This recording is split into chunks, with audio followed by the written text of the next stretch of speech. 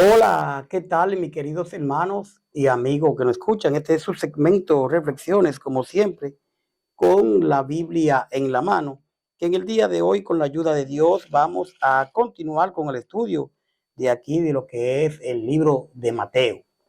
Hoy vamos a empezar lo que es el capítulo 4. Recordemos que estábamos hablando de lo que era el bautismo de Jesús por Juan el Bautista, ¿verdad? Y ahora vamos a entrar en lo que es ya Jesús, después de haber sido bautizado, dice que fue tentado. Vamos a ver lo que encontramos en el capítulo 4 de aquí. Comienza diciendo en Mateo 4: entonces Jesús fue llevado por el Espíritu al desierto para ser tentado por el diablo. Y después de haber ayunado 40 días y 40 noches, tuvo hambre. Y vino a él el tentador y le dijo: si eres hijo de Dios, di que estas piedras se conviertan en pan. Él respondió y dijo: escrito está, no solo del pan vivirá el hombre, sino de toda palabra que sale de la boca de Dios. Entonces el diablo le llevó a la santa ciudad y le puso sobre el pináculo del templo y le dijo: si eres hijo de Dios, échate abajo, porque escrito está: a sus ángeles mandará acerca de ti, y en sus manos te sostendrán para que no tropieces con tus pies en piedra. Jesús le dijo: escrito está también, no tentará al Señor tu Dios. Otra vez le llevó el diablo a un monte muy alto y le mostró todos los reinos del mundo y la gloria de ellos. Y le dijo: todo esto te daré si postrado me adorares. Entonces Jesús le dijo: vete, Satanás, porque escrito está, al Señor tu Dios adorará y a él solo servirá. El diablo entonces le dejó, y aquí vinieron ángeles y le servían. Mis queridos, mi querida, aquí comenzamos a ver cómo Jesús es tentado, pero a todas unas de las propuestas que le hacía Satanás, el Señor citaba la Biblia, porque decía: escrito está. Hoy en día, la defensa de nosotros los cristianos debe de ser la palabra de Dios. Con cualquier situación que nosotros nos venga, que no sea la adecuada, que no sea la que Dios quiere para nosotros, debemos de acudir a la palabra, porque escrito está que no hagamos esto. Si queremos hacer aquello, recordemos siempre: escrito está. Y Jesús, pues magistralmente le decía así al Señor. Vemos, le decía así a Satanás. Vemos entonces que dice que Dios llevó a Jesús al desierto para que el diablo lo tratara de hacerlo caer en sus trampas.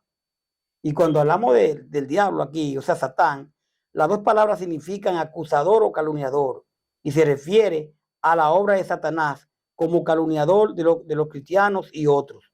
Podemos ver a Job 1, a Zacarías 3:1, Apocalipsis 12:10. Mi querido, mi querida, desde el punto de vista divino, las tentaciones constituyen una prueba positiva. ¿De ir a cómo? Que las tentaciones, desde el punto de vista divino, constituyen una prueba positiva. Sí, porque a la medida que las tentaciones lleguen y usted como cristiano, mi querido hermano, usted la pueda vencer, yo la pueda vencer, entonces son positivas porque pudimos pasar la prueba. Es lo que quiero decir, ¿verdad? Usted sé que me está entendiendo y por lo menos yo le explico este punto. Ahora, desde el punto de vista del diablo, implica una incitación al pecado. La prueba llega una incitación al pecado, pero positivamente, si usted y yo la podemos soportar, entonces realmente constituye una prueba positiva. Para Jesús es un desafío de Satanás para probar la soberanía y el plan de Dios, como podemos ver en el verso 6. Ahora, dice el verso 2 de aquí, de lo que es Mateo 4, y después de haber ayunado 40 días y 40 noches, tuvo hambre. ¿Quién tuvo hambre? Jesús, 40 días y 40 noches sin comer. ayunado. Después de ayunar en el desierto 40 días con su noche, Jesús tuvo hambre. Podemos ver a Éxodo 34:28, Primera de Reyes 19:8. Mis queridos, esta es una clara indicación de la verdadera humanidad de Jesús. Mateo 21:18. Tuvo hambre, realmente una indicación de la verdadera humanidad de Jesús. Dice el verso 3 del 4 de Mateo, y vino a él el tentador y le dijo, si eres hijo de Dios, di que estas piedras se conviertan en pan. Bueno, tú tienes 40 días, 40 noches, te estoy tentando. Di que estas piedras se conviertan en pan. Ahora, ¿qué le dice Jesús? Entonces llegó el diablo para ponerle una trampa y le dijo, si en verdad eres el hijo de Dios, ordena que estas piedras se conviertan en pan. Primera Tesalonicenses 4:5. La expresión sí no implica duda. No implica duda, porque él dice, si eres, pero ahora, esa palabra sí no implica duda, sino que da por sentado un hecho y debe ser interpretada como toda vez que se oye, ya que dice el verso 4, él respondió y dijo, escrito está. Ahí viene y cita la palabra, no solo del pan vivirá el hombre, sino de toda palabra que sale de la boca de Dios. Entonces, ¿cómo dice? Jesús le contestó, la Biblia dice, no solo del pan vive la gente, también necesita obedecer todo lo que Dios manda. En el caso suyo y mío. Aquí Jesús cita, cuando dice que Cristo está, no solo del pan vive el hombre, está citando a Deuteronomio 8:3. Esta cita viene de Deuteronomio en el concepto de la maravillosa provisión de Dios para Israel en el desierto. Y Satanás no puede invalidar la escritura, aunque sí puede torcer su significado. Pero él no puede, bajo ningún concepto, invalidar la escritura. Y escrito está, no solo del pan vivirá el hombre. Entonces, continuando aquí, la apelación de Jesús a las escrituras ofrece la clave para interpretar el relato de la tentación. Perdón. Utilizando la palabra de Dios, el Señor alcanza la victoria sobre las mismas tentaciones ante las cuales sucumbió Israel en el desierto cuando éste quiso poner a Dios a prueba en tiempo de necesidad. En tiempos de necesidad y en todo tiempo creámosle a Dios. Jesús, aquí, cuando fue confrontado, vemos como dice que escrito está, no solo del pan vivir el hombre, sino de toda palabra que sale de la boca de Dios. Nosotros debemos creerle a la palabra de Dios. Nosotros debemos de creer en lo que es las escrituras. Y bajo ninguna circunstancia ella va a cambiar. Yo podría torcérsela o tratar de torcérsela a usted, pero ponga su fe en Cristo, mi querido. Pongamos nuestra fe en el Señor y obedezcamos la palabra de Dios que está estampada aquí. Entonces, realmente, dice el verso 5, entonces el diablo la llevó a la santa ciudad y la puso sobre el pináculo del templo. Entonces aquí, que el diablo llevó a Jesús a la ciudad de Jerusalén, allí lo subió a la parte más alta del templo. Podemos ver a Nehemías 11:1, Daniel 9:24, Mateo 27:53, Apocalipsis 21:10. Ahora dice el pináculo. El pináculo es el punto más alto del área en las instalaciones del templo, quizá en la esquina sudoeste de la muralla frente al valle de Cedrón.